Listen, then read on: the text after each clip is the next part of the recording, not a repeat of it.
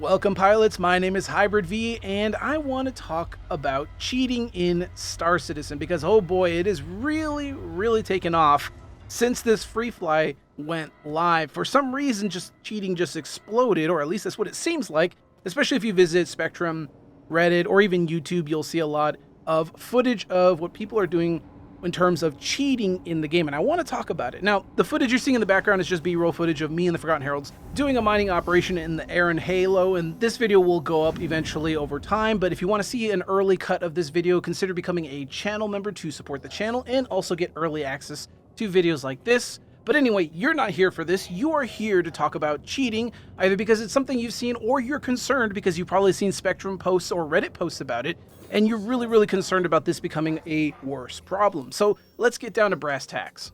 Now, if you're a newer player or a returning backer, cheating is probably something you're not familiar with Star Citizen. You're used to just playing the game and experiencing mostly just bugs rather than cheating. But the reality is, as someone who's been playing Star Citizen for many years like myself, I've seen a lot of cases of cheating throughout the years. And the reason why Star Citizen is seeing cheating now is mostly because it's a free fly, so it's easier for someone to just make a bunk account that's going to get banned anyway, cheat and have some fun, and then at the end of the day just have that account get thrown away because it's going to get banned anyway. The other reason, of course, is real money trading is another aspect of it. There's a lot of cheats out there that make real money trading a lot more lucrative on top of things like duping and whatnot. And you'll start to see this stuff take off a lot more as a game grows more and more in popularity over time. This ends up creating an actual market where players are willing to spend real-world money to gain advantages, whether it's through cheating or through the acquisition of rare items or even credits within the game. And of course, this is not the first time we've seen dupers who are trying to profit off of bugs within Star Citizen. This has happened before in the past. Of course, there's even been articles written about Star Citizen clamping down on dupers, and this is going to be no different. Obviously, they're going to clamp down on this, and potentially we may see a wipe, but we've seen also before in the past when they've clamped down on dupers, all they do is they just take the items away from players who have purchased from dupers or taken items from dupers, and of course also purged duper inventories as well. So the dupers are annoying and they do ruin the economy in the moment, but at the end of the day, it's very simple for CIG to deal with them. But the other type of cheating I want to talk about, the one that's more widely reported than anything else, is the cheaters that can do instant kills, steal inventory items from players while they're still alive, and even teleport themselves into other players' ships and steal them.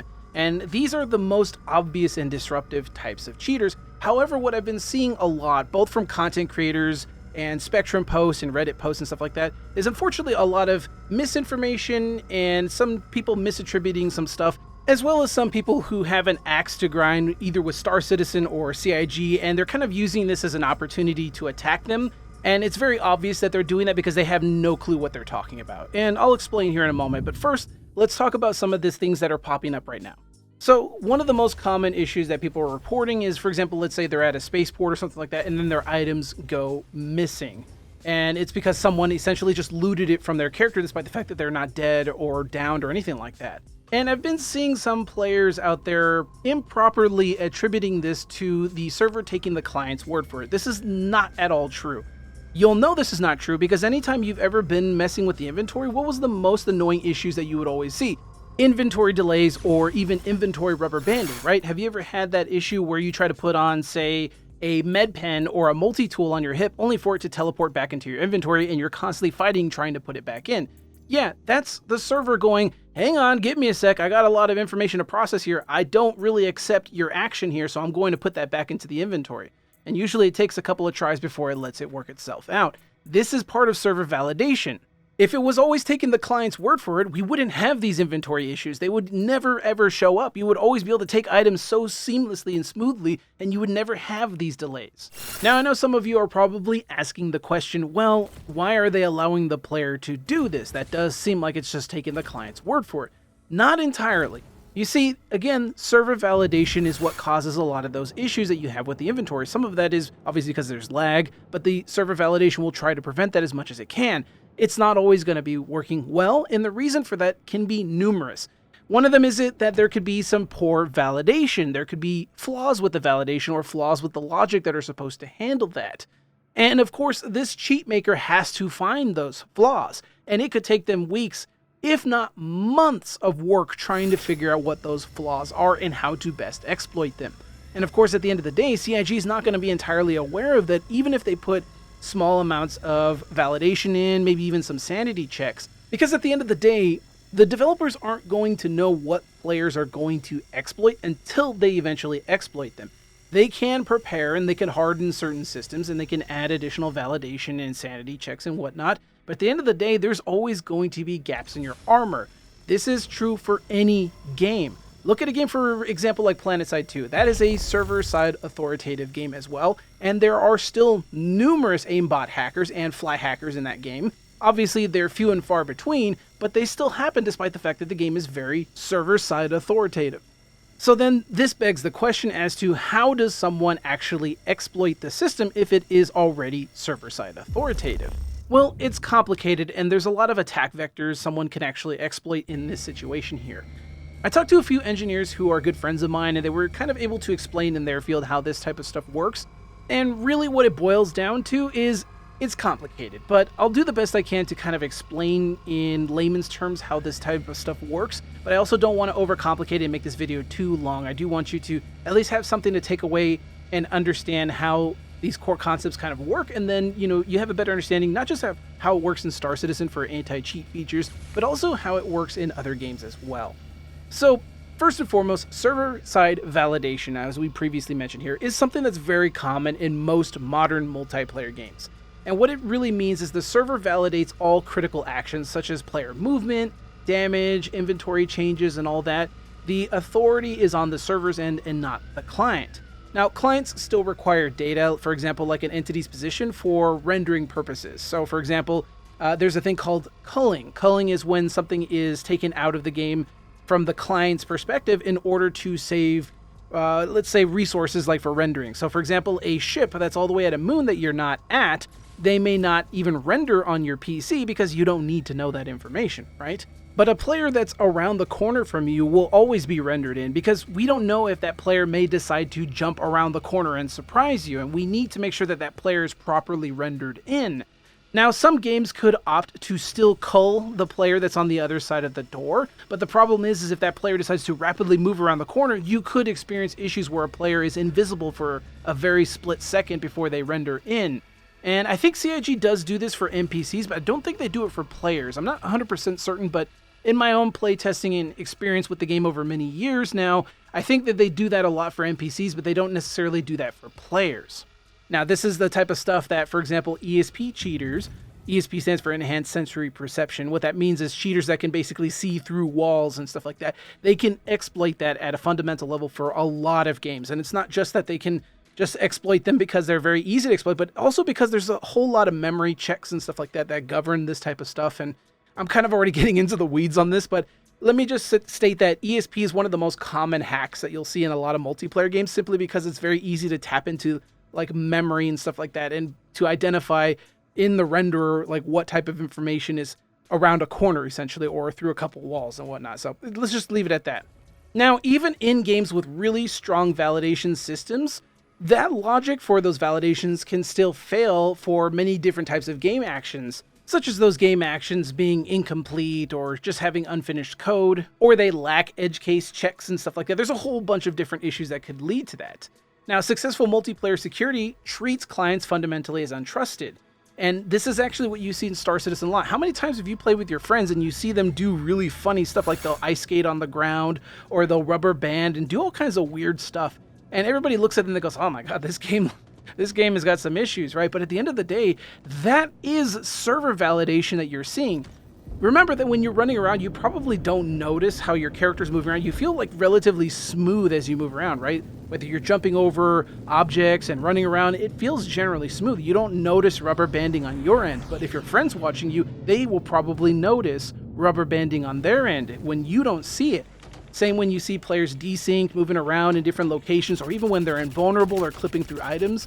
This is a visible example of the game trying its best to recorrect the position that you're seeing of that player. Obviously, there can be other factors that can occur as well there, such as low server frame rate or just server hitching in general. But what you're seeing in terms of that rubber banding is the correction that's happening live as the server is trying to revalidate the position and then re-update that position for your eyes.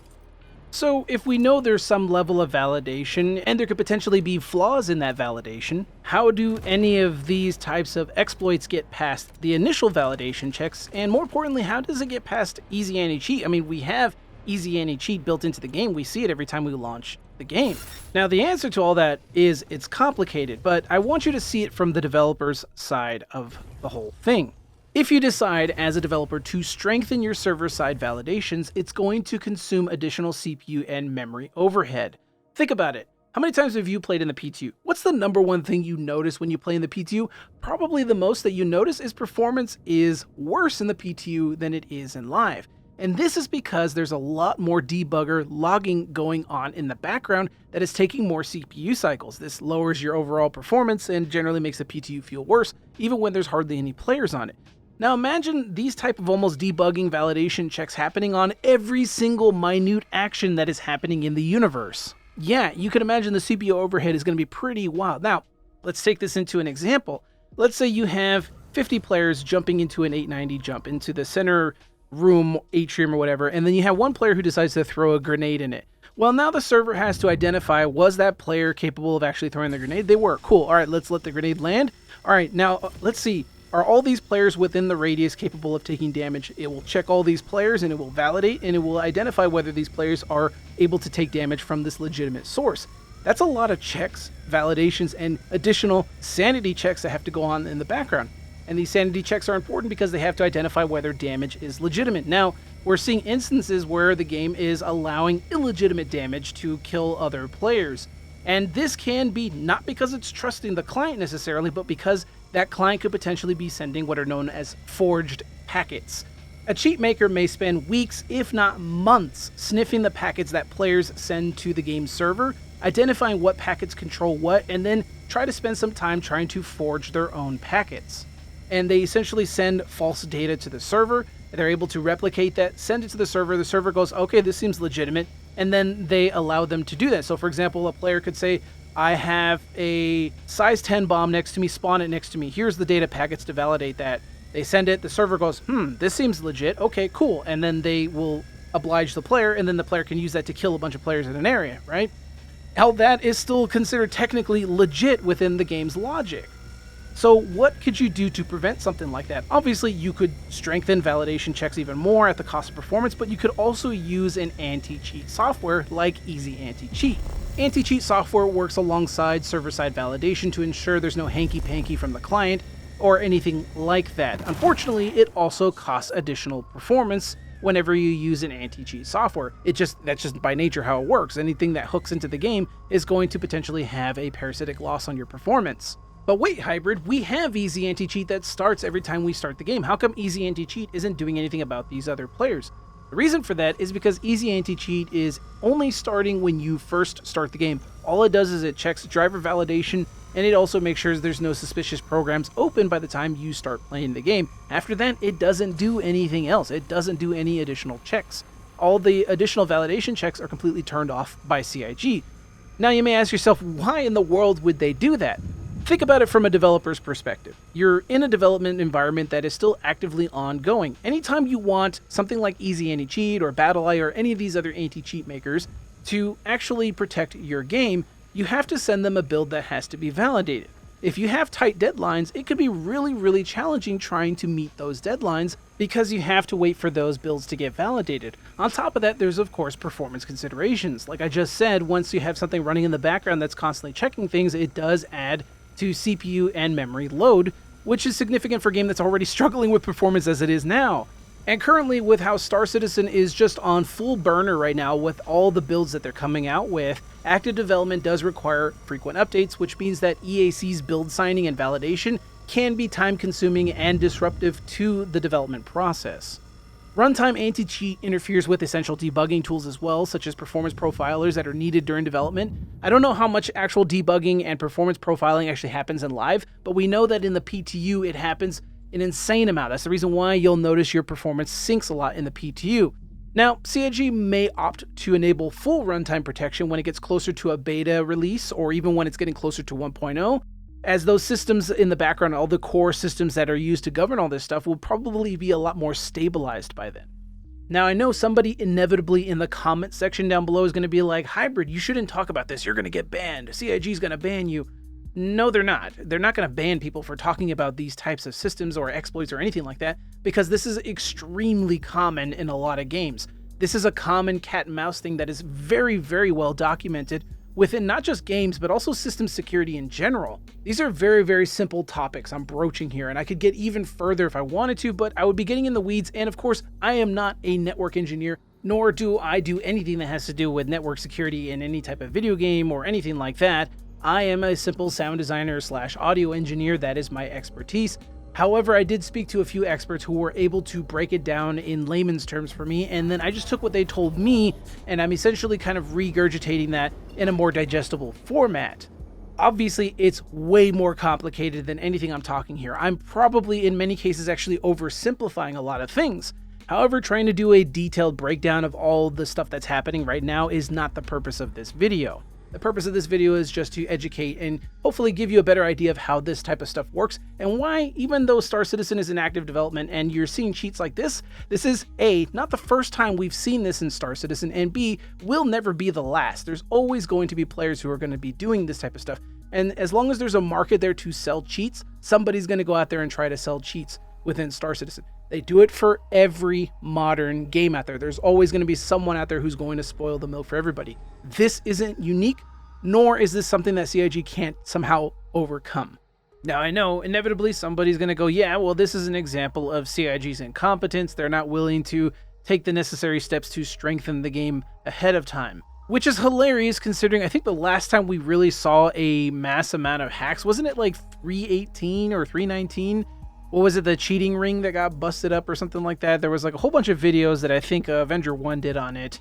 And I think most of that was, even then, covering mostly exploiters, if I recall. It was a while back, but even then, it was so long ago, many, many builds ago. Inevitably, somebody was going to attempt something again anyway. And the reality is that CIG is taking a more reactive rather than a proactive approach, although I'm sure they would also disagree with me in saying that they're actually doing a proactive approach. But it's obvious that they're just going to wait for holes to open up and then they're going to close them. And that's usually what a lot of developers do anyway. Like I said, even major developers of major titles always have to play whack-a-mole. So there's a level of reactivity that you have to do regardless.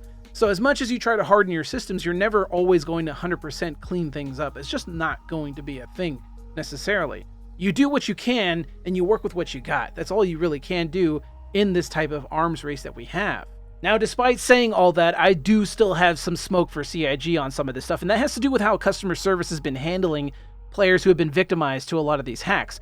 From what I've seen, CIG's customer service has mostly been saying, yeah, kick rocks and get lost, like we can't do anything for you. And in my opinion, that's a little horseshit. You shouldn't be saying that to your consumers that are victims of this. Now, I know why they probably are telling their customer service to do that, and that's because there's a potential for someone to also exploit the ability to restore items. Now, apparently, customer service doesn't have the power to restore these items, which is very strange because in modern MMOs, generally, someone is able to help restore these items for players if something really bad happens within the game. But apparently, customer service doesn't have the ability to do that. In my opinion, if that's true, that is a huge flaw within CIG that needs to be addressed because that's unacceptable. Now, maybe CIG is going to look at the logs and identify players that have been affected by it and restore their items on the back end quietly. We don't know. More realistically, what's going to happen is we're not going to see a whole lot of communication from CIG on this, other than just like, we're working on it, sit tight. And the reason for that is not because CIG is being callous, cold, or indifferent. It's because, like I said, it's an arms race. You never want to actually telegraph what you're fixing and when you're going to fix it, so that way you can always set traps for cheat makers and stuff like that, as well as you can identify problems, clean them up, and the cheat maker doesn't even know that you did it. Again, like I said, it's an arms race, so there's always going to be a lack of communication on that regard, and it's always going to be done on the back half where you don't see it. And I do hope this also means that players who have items affected on their account also will slowly on the back end get compensated in some way, such as having items that they may have farmed for over long periods of time given back to them. But we'll see. CIG may opt to put out a statement if it gets worse enough to the point that they have to actually say something, they're forced to say something, or, like I said, they may not say anything at all. At the end of the day, the developers are aware of it.